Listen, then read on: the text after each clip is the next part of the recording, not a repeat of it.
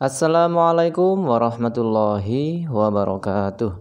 Bismillahirrahmanirrahim. Allahumma sholli ala Muhammad wa ala ali Muhammad. Ya teman-teman, terima kasih buat kalian semuanya yang bersedia mampir di Ubay Channel. Oke teman-teman, kali ini kita akan membahas salah satu kerajaan atau kekhalifahan yang sangat fenomenal di sejarah peradaban Islam, yaitu dinasti Umayyah. Dan teman-teman, buat mengawali perjumpaan kali ini, mari kita berdoa. Bismillahirrahmanirrahim. Rabbi zidni ilma, agar Allah senantiasa memberikan keberkahan dan kemudahan ilmu yang kita dapatkan. Dan buat teman-teman yang merasa channel ini bermanfaat, silahkan klik tombol subscribe agar Ubay Channel semakin berkembang. Ya, yang pertama kita akan membahas tentang pengertian atau arti dari nama dinasti Umayyah. Ya, sebagaimana yang kita ketahui, ya dinasti itu adalah sebutan bagi keturunan bangsawan tertentu yang berkuasa di suatu tempat. Itulah dinasti ya.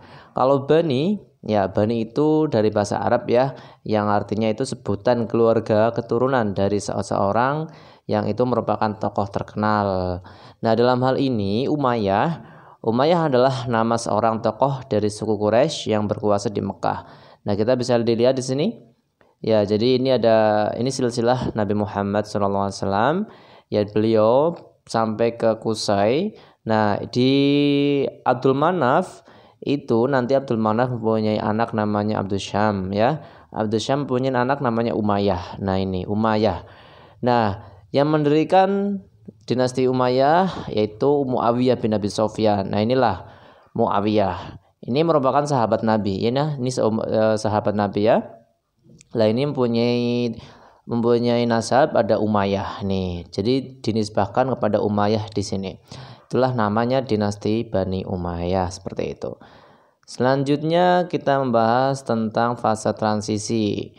Ya, teman-teman, di video sebelumnya ya terkait tentang ilmu kalam maupun terkait tentang sejarah Khulafaur Rasyidin sudah dibahas bagaimana kekhalifahan setelah sahabat Ali itu nantinya akan ada fase transisi ya, fase transisi di mana itu ada konflik, yaitu dengan namanya perang Siffin. Perang Siffin itu konflik atau persengketaan antara Muawiyah bin Abi Sufyan dengan sahabat Ali bin Abi Thalib.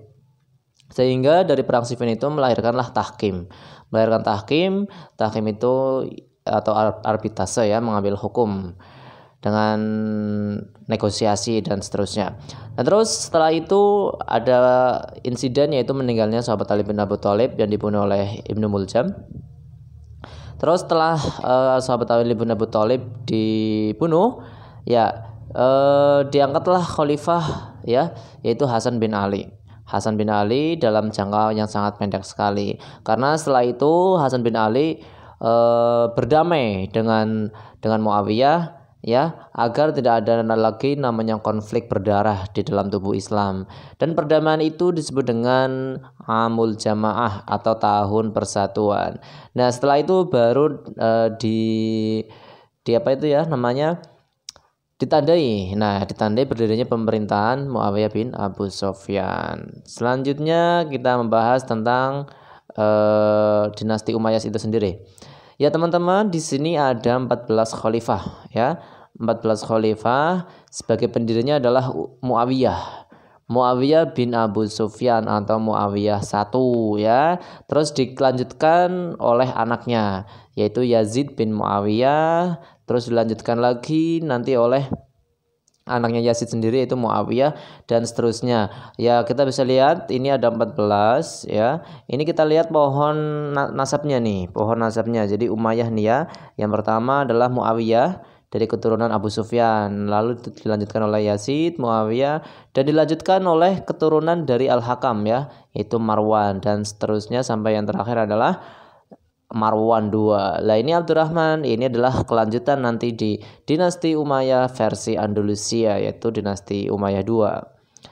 Oke, dari 14 itu bisa dibagi secara garis besar, yaitu ada 3 fase ya, yaitu fase pembentukan, fase kemajuan, dan fase kemunduran. Sedangkan kalau fase pembentukan ya kita tahulah yang mendirikan adalah Muawiyah.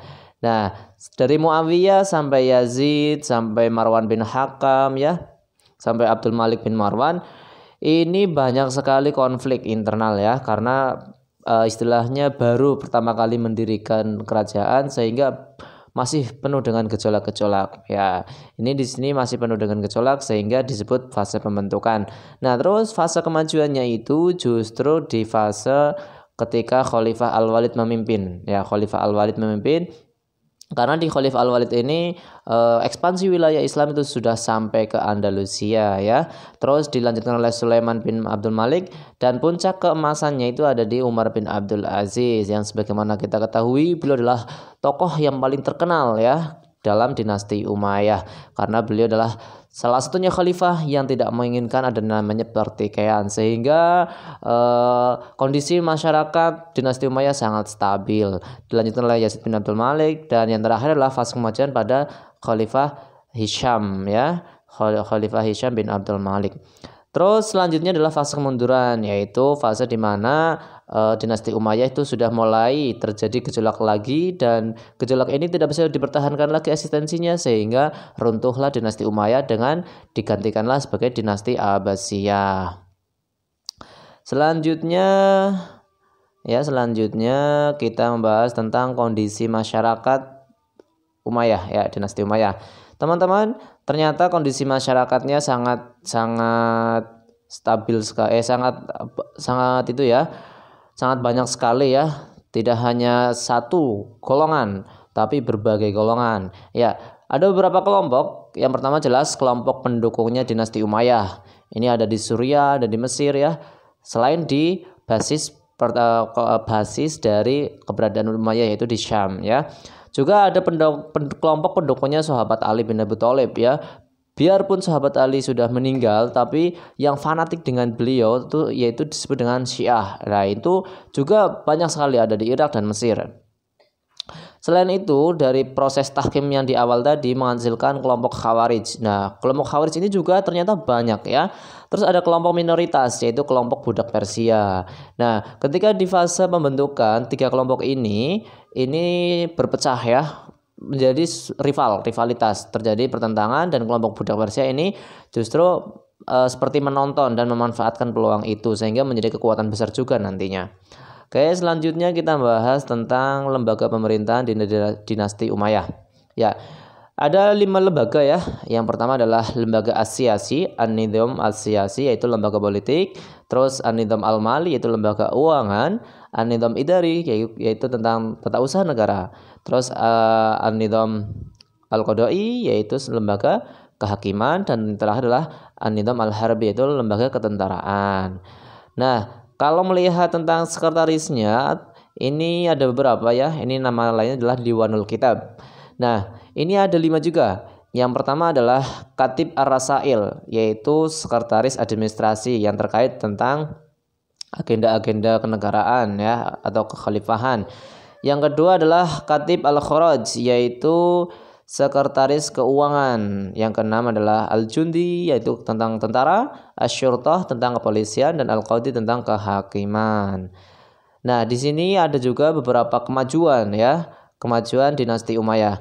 Ya, kita bisa melihat karena dinasti Umayyah adalah bisa dibilang kekhalifahan atau dinasti pertama dalam Islam, sehingga kemajuan ini belum terlihat semaju dari dinasti Abbasiyah. Akan tetapi dinasti Umayyah ini menjadi pondasi atau tonggak kemajuan peradaban Islam nantinya. Kita lihat di kalangan ulama yang terkenal itu ada Hasan al-Basri, ada Ibnu Syihab al-Zuhri, ada Wasil bin Atha, di mana beliau adalah tokoh dari tasawuf, kalau Wasil bin Atha adalah tokoh nantinya di Mu'tazilah. Terus selanjutnya di dalam pembangunan ada juga kemajuan, yaitu mengubah katedral Saint John di Damaskus menjadi masjid. Terus menggunakan katedral Hims sebagai masjid. Juga ada merenovasi Masjid Nabawi dan membangun Istana Qusyair Amroh dan Istana Musata sebagai tempat peristirahatan di padang pasir. Selanjutnya kemajuan lain itu ada Arabisasi. Arabisasi ini terkait nama orang atau nama tempat atau istilah-istilah lain gitu ya. Terus ada kebijakan juga terkait moneter, di mana dalam kekhalifahan dinasti Umayyah itu bisa menciptakan uang sendiri ya, karena saat itu sebelumnya umat Islam tuh hanya bisa mencetak uang atau membuat uang itu tapi dari Romawi atau Persia ya, bahan-bahannya ataupun ininya bentuknya ya. Terus selanjutnya adalah muncul ahli dalam bahasa Arab yaitu Sibawayh. Terus ada sastrawan yang terkenal yaitu Qais bin Mulawah, yang terkenal karyanya adalah Laila Majnun. Terus selanjutnya ada Ibnul Muqaffa dan Jarir. Nah, teman-teman, di akhir kita membahas juga tentang faktor-faktor kemunduran dinasti Umayyah. Yang pertama ini dalam hal sistem pergantian khalifah. Ya, pergantian khalifah menyebabkan persaingan yang tidak sehat di kalangan anggota keluarga istana. Karena mau nggak mau ada namanya sistem monarki itu juga sangat riskan sekali terhadap konflik ya. Selanjutnya latar belakang Bani Umayyah. Nah, konflik politik ini menyedot kekuatan pemerintahan ya. Apalagi ke latar belakangnya ini berasal dari konflik dengan sahabat Ali dulunya, dan ini berkepanjangan terus sehingga memunculkan ada namanya Khawarij dan Syiah yang justru itu akan menjadi bumerang bagi eksistensi dinasti Umayyah itu sendiri. Terus selanjutnya pertentangan etnis antar suku ya. Pertentangan etnis antara suku Arabia Utara atau Bani Qais dengan Arabia Selatan makin meruncing atau Bani Kalb. Nah, ini juga menjadi faktor keruntuhannya dari dinasti Umayyah. Terus selanjutnya adalah lemahnya kedaulatan pemerintahan, sikap hidup mewah di lingkungan istana, dan kurangnya perhatian penguasa terhadap agama, sehingga banyak sekali faktor-faktor yang membuat masyarakat itu justru terzalimi. Terus selanjutnya adalah muncul kekuatan baru ya, munculnya gerakan baru yang didukung oleh Bani Hashim karena merasa dikelas duakan oleh pemerintah Bani Umayyah, sehingga nantinya akan muncul serangan atau kudeta yang dilakukan oleh dinasti Abbasiyah. Oke teman-teman, alhamdulillahirrahmanirrahim, selesai pembahasan kita terkait dinasti Umayyah. Dan buat teman-teman, jika memang ini bermanfaat, silahkan klik tombol subscribe dan share ke yang lainnya. Sampai jumpa di pembahasan yang lainnya, dan bila ada kesalahan silahkan dikoreksi di kolom komentar. Wassalamualaikum warahmatullahi wabarakatuh.